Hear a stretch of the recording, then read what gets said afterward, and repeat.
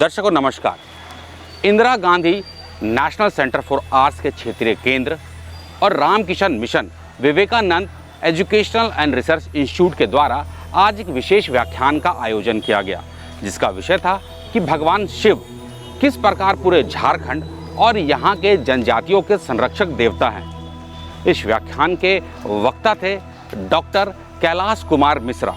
तो आइए चलते इस व्याख्यान में और देखते हैं कि डॉक्टर साहब हमें क्या बता रहे हैं। इंदिरा गांधी राष्ट्रीय कला केंद्र के रांची स्थित क्षेत्रीय प्रभाग और Ramakrishna mission Vivekananda educational and research institute Ranchi के संयुक्त तत्वाधान में 10 सितंबर 2025 को दोपहर 2:30 बजे एक विशेष व्याख्यान का आयोजन किया गया था।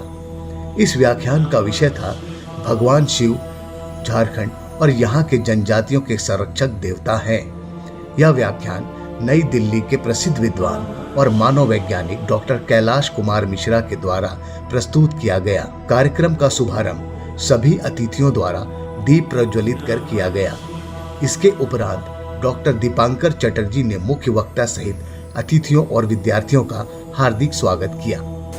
I also extend my warmest welcome to Professor S.K. Pal, Associate Dean of the Ranchi campus, Dr. Kumar Sanjay Jha, who is both the host and the guest of this occasion, Professor Kamal Kumar Ghosh, HODs of the division of this campus. Other dignitaries came from different universities and the other institutions of the Ranchi and Jharkhand. Students, research scholars, and the staff member from the IGNC. As the topic, the title, Lord Shiva, the patron deity of Jharkhand and its indigenous tribe appears. Obviously, this topic is pertinent in the sense that the focus of this today's discussion is the Lord Shiva, which is considered as the supreme deity in the Hinduism. But not only that, even the tribal population also respect and practices various and do various performances in their day-to-day life. A few years back, I visited in a village in Gumla, which is very popular nowadays as a tourist spot. That is called the Anjani Dham, which is considered as the birthplace of the Lord Hanuman. So in that village, I have experienced something which is very unique. That village is inhabited by the Kurao people. And throughout the villages, you will find the lingams, Shiva lingams, spread in different agricultural fields, in the streams, and everywhere. And upon inquiry, I came to know that almost few thousand years back, Anjani Mata used to stay there and meditate. And they told us that there were around 365 lingams, 365 ponds, and 365 mahua trees, which is nowadays non-existent. The reason is that the Anjani Mata used to meditate for the year long to get the birth of the Lord Hanuman. And each and every day, she used to bath in a single pond, offer a puja to the lingams, and meditate behind the mahua tree. Similar kind of story is spread across the Jharkhand, and that's why you can experience different kind of presence through different shrines and the other kind of monuments throughout the Jharkhand, just like the Tangina or Vaidyanath Dham, even the Harihar Dham, which is considered as the highest Shiva Linga in the country of India. So this kind of presence is very much evident in the context of Jharkhand, and which is also revered by the tribal communities of Jharkhand also. So in that way, definitely there is some linkage between this, or a blending of the tribal tradition with the mainstream religious tradition. And this kind of syncretic tradition is very much important to understand how the culture adapt, evolve, and shape the history of the mankind. So at the outset, I would like to welcome you all again, and I expect that this kind of discourse will definitely shape develop the curiosity among the students, and that will definitely create some kind of inquisitiveness among the students with the deliberation of the Professor Kailash Kumar Mishra. So with that, I would like to thank you once again and welcome you all once again in this vibrant deliberation. Thank you very much. कार्यक्रम को आगे बढ़ाते हुए स्वागत अभिभाषण के पश्चात doctor Kailash Kumar Mishra के द्वारा लिखित एक किताब का विमोचन किया गया, जिसके बाद कार्यक्रम के मुख्य अतिथि स्वामी भावेशानंद जी महाराज ने भगवान शिव और उनके विराट स्वरूप पर अपने विचार प्रस्तुत किए। उनके ओजस्वी विचारों से सभागार में उपस्थित सभी श्रोताओं में शिव भक्ति की भावना और अधिक प्रबलता से संचारित होने लगी।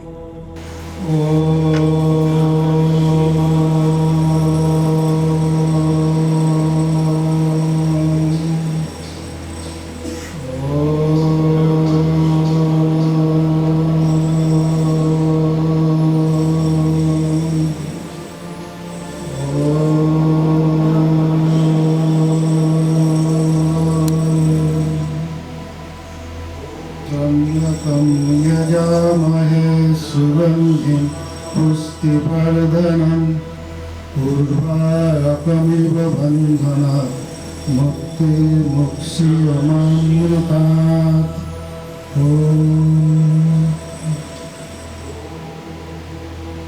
सबसे पहले हम लोग देवादिदेव महादेव को हम लोग एक साथ में प्रणाम करते हैं, जिसके ऊपर आज का विषय है।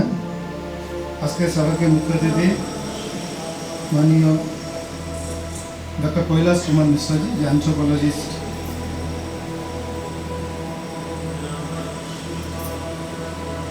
Doctor Sanjay Kumar Jha, the regional director, Indira Gandhi National Center for Arts, Regional Center, Ranchi। Professor Kamal Bhosle, professor S K. Pal, associate dean है। Doctor Dipankar Chatterjee, associate professor. Doctor Anuma संयुक्त HOD और rural tribal development division. Other professor and dignitaries present here, my dear beloved students, research scholars, and members of IGNC Ranchi. मैं सभी को Ramakrishna mission Vivekananda educational research institute की तरफ से हार्दिक नमस्कार करता है, आज झारखंडी जोहार करता हूँ। जैसे बताया हम लोग भारतवर्ष में आदि देव, सब देवता का भी देवता है, देवादिदेव, देवता के देवता है महादेव शिव, शिव शंकर। राम, भगवान राम का देवता है, गुरु है शिव, शिव का गुरु है राम। एकदम हाईएस्ट सेंस में जाके हाईएस्ट में जाकर दोनों एक का दूसरा का गुरु हो जाता है। तो महादेव का हम लोग देखते हैं, जो महादेव को हम लोग का गंगाधर बोलता है, महादेव को हम लोग नीलकंठ बोलते हैं। तो महादेव इतना उदार, आशुतोष तो भले वाला है, इतना ज्ञान है, साथ साथ इतना त्याग है, साथ साथ इतना सेवा भाव है। हमें देवता असुर का युद्ध का समझ हम लोग का समुद्र मंथन हुआ था, मालूम है? समुद्र मंथन जब गालन लिखा, कितना गालन लिखा, क्या होगा, पूरा दुनिया ध्वंस हो जाएगा। किसी का कोई इसका जिम्मेदारी नहीं ले पाते, समाधान नहीं है। तो महादेव पता ठीक है, मैं पूरा मैं ग्रहण करके आपका कांठ में रख दे, जिसका नील जगह कांठ में रखा है, इसका नीलकंठ है। इसके बाद कार्यक्रम का मुख्य भाग प्रारंभ हुआ, जिसमें मुख्य व्याख्यानकर्ता डॉक्टर कैलाश कुमार मिश्रा ने अपने व्याख्यान में भगवान शिव और झारखंड के साथ उनके गहरे संबंधों तथा आशीर्वादों से सभी को परिचित कराया। उन्होंने अनेक उदाहरणों के माध्यम से यह सिद्ध किया कि किस प्रकार शिव झारखंड और यहाँ की जनजातियों के संरक्षक देवता है। एक भारत मूल के नोबेल प्राइज विनर हुए, उनका नाम था V.S. नयपाल, विद्याश्रीधर नयपाल। विद्याश्रीधर नयपाल ने भारत के बारे में बहुत कुछ लिखा, भारतीयों के बारे में बहुत कुछ लिखा, हिंदुइज्म के बारे में बहुत कुछ लिखा, बुद्धिज्म के बारे में बहुत कुछ लिखा, इस्लाम, क्रिश्चियनिटी और ट्राइबल्स के बारे में बहुत कुछ लिखा है। अनफॉर्चुनेटली हम एंथ्रोपोलॉजी वाले उनको नहीं पढ़ते या बहुत कम पढ़ते या रनिंग में पढ़ते। जरूरत है कि हम उनको भी फोकलोर का एक विषय मान के उसको पढ़ लें। रामकृष्ण जी, वो पढ़ने में उसमें मजा आएगा। वो कहते हैं कि दुनिया में दो प्रकार के रिलीजन होते हैं, world religion and earth religion. वो क्रिश्चियनिटी को और इस्लाम को, जो अब्राहमिक रिलीजन है, उसको वर्ल्ड रिलीजन बोलते हैं। कोडिफाइड रिलीजन है, इसका यूनिवर्सल पैटर्न है, इसके एक ही किताब है, एक ही देवता है, एक ही फॉर्मेट है। You can't go beyond that format. If you go there will be problem. ठीक है, मैं कौन कह रहा, मैं नहीं कह रहा। दूसरा कह रहे हैं कि अर्थ रिलीजन, कहते हैं जितने भी ट्राइब्स हैं उनका जो रिलीजन है वो अर्थ रिलीजन है, क्योंकि वो गांव की बात करते हैं, चौहद्दी की बात करते हैं, पेड़ की बात करते हैं, सांप की बात करते हैं, ग्राम देवता की बात करते हैं, अन्य देवता की बात करते हैं, खेत देवता की बात करते हैं, मेडिसिन की बात करते हैं, वो भूत प्रेत की बात करते हैं, जादू टोना की बात करते हैं, पहाड़ की बात करते हैं, पानी की बात करते हैं, अग्नि की बात करते हैं, वायु की बात करते हैं, समग्रता में बात करते हैं। अपने देवता को पत्थर मान के भले पेड़ के नीचे रख देते हैं, एक लोहे को, एक पत्थर को, लेकिन उसे डायलॉग करते हैं, डायलॉग करते हैं। बैगा ट्राइब कहता है कि मुझे बाघ से अलग मत करो, बनाओ आप अलग अलग जगह सेंचुरी बनाना है, बाघ को बनाने को, लेकिन हमें भी उस सेंचुरी का पार्ट बनाओ, क्योंकि बैगा ट्राइब कहता है बघवा छे तो बैगा छे, बैगा छे तो बघवा छे, बैगा बघवा दोनों छे। अगर बैगा है तो बाघ है, अगर बाघ है तो बैगा है, अगर दोनों है तो दोनों है, अगर दोनों नहीं है तो दोनों में कोई नहीं है। बताइए वो शिव है कि नहीं, वो साक्षात शिव का स्वरूप है कि नहीं। उस ट्राइब को आप कहते हैं कि हिंदुइज्म में तोप गया, नहीं तोपा। सत्य तो यह है कि जो हमारा ट्राइब है वह, उसका गुरु है शिव, उसका देवता है शिव, उसका मेडिसिन मैन है शिव। दर्शकों, व्याख्यान के बाद अब सवाल जवाब का दौर शुरू हुआ। लोग डॉक्टर कैलाश कुमार मिश्रा से शिव, झारखंड और उनके संबंध के विषय में सवाल कर रहे हैं और उनका जवाब दे रहे हैं कि किस प्रकार शिव और झारखंड और यहाँ के जनजाति एक दूसरे से जुड़े हुए हैं। तो आइए देखते हैं कि क्या क्या सवाल किया गया और उसका क्या उत्तर मिला। लोहा सब जैसे आया हुआ श्राप था कि ये फरसा जंग नहीं लगेगा, तो और जो 12 किलोमीटर का जो दायरे बताए कि इसमें आसपास धारण कर सकता है, वो सही है। तो ये मतलब वास्तविक में ये जो मैं कह रहा हूँ कि ये त्रिशूल नहीं था, ये फरसा था जो त्रिशूल तरह दिखता है, फिर एक्चुअली में त्रिशूल ही था। इसको अगर आप अच्छे से क्लियर कर देंगे तो बढ़िया रहेगा सर। Thank you. फरसा तो है ही, क्योंकि कहा जाता है कि परशुराम के केंद्र था, और जो फरसा अलग था अभी भी है, और त्रिशूल अलग था अभी भी। सर वो फरसा एक्चुअली परशुराम जी का था। देखिए, मैंने बताया था कि मैं एंथ्रोपोलॉजी का आदमी हूँ, मैं ये कैसे कह दूँ कि परशुराम का था। आप मेरे से क्यों कहवाना चाह रहे हैं? परशुराम तो शिव का त्रिशूल लेके घूमता है, वो तो शिव का भक्त है ना। तो आप इस तरह का कोई धार्मिक बात हमसे मत पूछिए, लेकिन आप ये जानिए कि दोनों चीज था। वहाँ पर सूरज कुंडली है, वहाँ पर और भी देवता है, वहाँ पर बोधिसत्व के कम से कम 100 कुंड है, समझिए कि नहीं। वहाँ पर कृष्ण है, वहाँ पर दुर्गा है कि नहीं। तो धीरे धीरे मैंने आपको बताया ना कि भगवान विष्णु को अलग अलग अवतार लेना पड़ता है कि नहीं। लेकिन जब रुद्र से शिव बना तो रुद्र में ही रुद्र के अनेकों पुत्र थे और सबका नाम रुद्र ही था, है ना। जो अभी डॉक्टर संजय आपको बता रहे थे नंदी का, ऋग्वेद के उस मंत्र में कहीं नंदी नहीं आता है, तैत्तिरीय संहिता तक नंदी कहीं नहीं है ना। उसके बाद नंदी आता है। तो ये सब जो आप बता रहे हैं, एस.सी. रॉय ने बहुत अच्छा काम किया, आप भी एक बार जाके चलिए, है ना। चलिए, मैं तो ये कह रहा हूँ कि एंथ्रोपोलॉजिस्ट ने काम नहीं किया, और काम करना चाहिए था वहाँ। मैं कह रहा हूँ 34 फोकलोर तो मैंने कलेक्ट किया, ठीक है कि नहीं। आपने 2-3 फोकलोर के बारे में सुना होगा।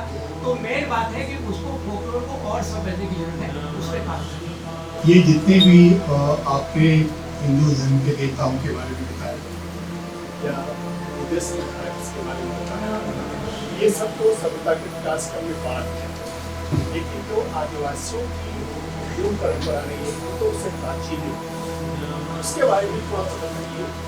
ऐसा भी लगता है जैसे हिंदू धर्म में अलग अलग समय में अलग अलग क्षेत्र के लोगों को हिंदू धर्म में समाहित किया गया, तो आदिवासियों की भी बहुत सारे जो मान्यताएं थी उसको हिंदू धर्म में मिला लिया गया।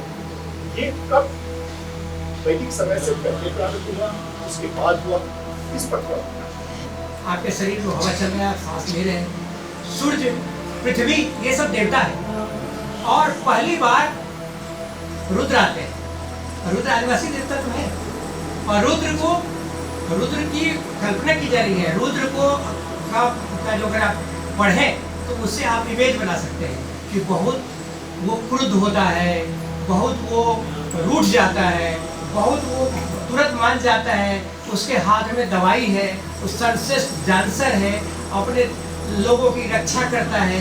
तो वो उसको धीरे धीरे रुद्र को एक्सेप्ट करते हैं, और वो कहते हैं, हिंदुइज्म कहता है कि मैं आपको स्वीकार करता हूँ, आप भी मेरे कुछ चीज को स्वतः स्वीकार कर लीजिए। तो ये जो गिव एंड टेक जो है वो होता है, ये बुद्धिज्म भी किया है। आप देखिए, मैं ये कहना भूल गया था, शिव से प्रभावित होकर जब बुद्धिज्म तंत्रिज्म में जाता है, बजरयान में जाता है, जब आदिवासी एरिया में जाता है, तो बुद्ध का जो अवलोकितेश्वर है, उसमें एक अवलोकितेश्वर का नाम है भेषजीय बुद्धा। भेषजीय मतलब दवाई का, मेडिसिन गॉड है कि नहीं। तो जितने भी मॉन्क होते हैं उनको मेडिसिन की ऐसी जानकारी होती है, पूरी बुद्ध की मेडिसिन की जानकारी होती है। पूरे तंत्र जो है शिव से आता है, कहते हैं तंत्र। तंत्र का मतलब होता है आंख बूंदी और तंत्र बोली तो तंत्र का अर्थ हो जाएगा। तंत्र का मतलब होता है कि एक वाइब्रेशन आ रहा है। तंत्र जब बोलते तो वाइब्रेशन आ रहा है। तो शिव जो है तंत्र का देवता है, तंत्र का देवता है। और वो तंत्र कहाँ से आता है? मेडिसिन से आता है, रुकेल से आता है, झरना से आता है, पहाड़ से आता है, नदी से आता है। और शिव जो है जिसको लोग निग्लेक्ट करते हैं उसको एक्सेप्ट करता है। हिंदुइज्म और जो ट्राइबल रिलीजन है, इनके बीच में कौन कौन से ऐसे मेजर एलिमेंट है जिस पर हमें फोकस करने की जरूरत है? एंथ्रोपोलॉजी किसने शुरू किया? एंथ्रोपोलॉजी मिशनरी ने शुरू किया, और मिशनरी का दो काम था। मैंने मिशनरी का काम किया मतलब अंग्रेजों ने शुरू किया, है ना। अंग्रेजों का दो काम था। अंग्रेजों का काम था कि हम जहाँ जहाँ जा रहे हैं, जो हमारे कॉलोनीज है, उनके लोगों को समझ पाए, उनको रूल कर पाए, ठीक है कि वो काम था उनका। और उसी तरह से उन्होंने एंथ्रोपोलॉजी को सेव किया। हमारे लोगों ने जो एंथ्रोपोलॉजी को लेना शुरू किया, हम लगभग उन्हीं को फॉलो करते रहे। हम उन्हीं को फॉलो करते रहे। हमने ये नियम कर लिया कि हम हिंदुइज्म में जो भी गलत चीज़ है उसी को हाईलाइट करें, ठीक है। हमें हाईलाइट करने के लिए Christian is a good religion, मुझे कोई उस पर दो मत नहीं है। लेकिन when you are using religion with Christian with missionary जी, कि किसी को आप ल्योर करके आपको ये चीज़ है कि हम अपने में ले आए, या ये करके ले आए, वो गलत है। अगर हिंदुइज्म भी ऐसा करता है तो गलत है। लेकिन अगर आपका जो रिलीजन है वर्ल्ड रिलीजन में, मैंने नरपाल को लाया और मैं चाहता हूँ एंथ्रोपोलॉजी में लाया। देखिए, एंथ्रोपोलॉजी का जो सबसे प्रामाणिक काम हुआ झारखंड में, उस पर लोग बात नहीं करते। सबसे प्रामाणिक काम एंथ्रोपोलॉजी का झारखंड में काम किया शाहजहां सरस्वती। आदम निगम पुराण पठान, जब सत्य कहीं हम पालन है तो क्या ये सत्य नहीं है कि आदिवासी ही ओरिजिनल हिंदू हैं? हम उनको हिंदू से अलग करके कहीं देखें तो जो इस परिप्रेक्ष्य में हम एक विरोधाभास की तरफ बढ़ रहे हैं। जो गलत किए, जिन्होंने गलत आचरण किया, वो तो हीनता है। हीनता जहाँ है वहाँ तो हिंदुइज्म है ही नहीं। तो क्या यह सत्य नहीं कि आदिवासी ही ओरिजिनल हिंदू है? ये ओरिजिनल नहीं होता, वो उतना ही हिंदू है जितना हम हैं, समझे कि नहीं। यहाँ पर किसी को देखिए, किसी को सुपरलेटिव डिग्री और उसको मत करिए, लेकिन आदिवासी आपसे कम नहीं है। ये आप, हाँ, ये हमारी, और इसमें मैं एक की चोट पे कहता हूँ कि कम नहीं है। दिलीप के परामर्श से और इंटीमेशन से मैं यहाँ आया हूँ। डॉक्टर दिलीप कुमार, हाँ, डॉक्टर दिलीप कुमार मेरा बचपन का दोस्त है, सहपाठी रहा है। उसने आज रिक्वेस्ट किया था कि आप जाएँ, जरूर मिश्रा जी का भाषण लेक्चर जरूर सुने उसका। मेरा सिंपल क्वेरी आपसे है, थोड़ा सा लॉर्ड शिवा झारखंड कंट्री से थोड़ा सा हटकर है कि लॉर्ड शिवा का एक स्वरूप है। इस लिंग ध्यानम हम करते हैं, लॉर्ड शिवा का लिंग स्वरूप में देखते हैं भगवान का, और सभी जगह पूजा इसी स्थान से होता है, इसी स्वरूप में होता है। एक स्वरूप है उनका नटराजन स्वरूप, उसके संदर्भ में आप विस्तृत कुछ हम लोग को जानकारी दे सकें। नटराजन स्वरूप कैसे आया, किस संदर्भ में आया, हमारा हिंदू कैसे एक्सेप्ट किया, उसका क्या मतलब था, संदर्भ के बारे में। आप जैसे जैसे बहुत ज़्यादा किसी चीज़ को जानते जाएंगे ना, आप अपने आप को पूरे जाल में फंसाते जाएंगे। कोई जब बहुत पढ़ लेता है तो उसको बड़ा समस्या हो जाती है कि हम कहाँ पर क्या बोले नहीं बोले, डूज एंड डोंट सारे चीज़ें हो जाते हैं। जो आदिवासी है वो नृत्य करता है, वो अपनी बात कहता है और अपनी बात वो किसी भी अवस्था में कहता है। शिव जो है वह प्रथम, वो ही the god of the gods, वो आदि का देवता है। वह आदि का देवता नहीं है, अनादि का देवता है। वह पहला नृत्य का देवता है, संगीत का देवता है, वह सब मेडिसिन का देवता है। और वह बताता है कि हम नृत्य भी करें तो इसलिए करें कि हम उनके साथ, नटराज के चारों के साथ जो हम जो डाइवर्सिटी है उस डाइवर्सिटी को मेंटेन करें। इसलिए वो सांप भी रखता है, वो मुंडमाल भी पहनता है, वो गंगा को सर में रखता है, वो जो बाघ का चर्म पहनता है और उसके शरीर से पसीने में अमृत है। अब मान लीजिए बाघ का चर्म में अमृत पड़ जाए और नृत्य करे तो क्या होगा, बाघ आ जाएगा। उसके नीचे बैठा हुआ किस पर है, गोल पे बैठा हुआ है, बसा पे, बाघ बसा को खा जाएगा, है कि नहीं। सांप है और कार्तिक का वाहन क्या है, मोर है। सांप मोर जो है सांप को खा जाएगा, है ना। और गणेश का वाहन क्या है, चूहा। सांप किसको खा जाएगा, चूहा को खा जाएगा। तो लेकिन बड़े विद्यापति की बहुत अच्छी रचना है, उसका नाम ही है नटराज। आजुनाथ के प्रति ठाना लबाह शुभ लागत है, तो है शिव धरु नट बेसी की बोल बजाना। पार्वती कहती है गीत को, राज स्वरूप की पूजा कहाँ होती है, झारखंड में है कहीं, आप पूछ किया जाए। तो दर्शकों, आपने देखा कि डॉक्टर कैलाश कुमार मिश्रा ने हमें किस प्रकार बताया कि झारखंड का कण कण, हर एक जनजाति, हर एक पर्वत, पहाड़, झरना, सब कुछ शिव से जुड़ा हुआ है। किस प्रकार शिव यहाँ के संरक्षक देवता हैं। आशा करते हैं कि आपको यह कार्यक्रम बहुत ही पसंद आया होगा। इसी आशा के साथ हमें दीजिए इजाज़त। नमस्कार।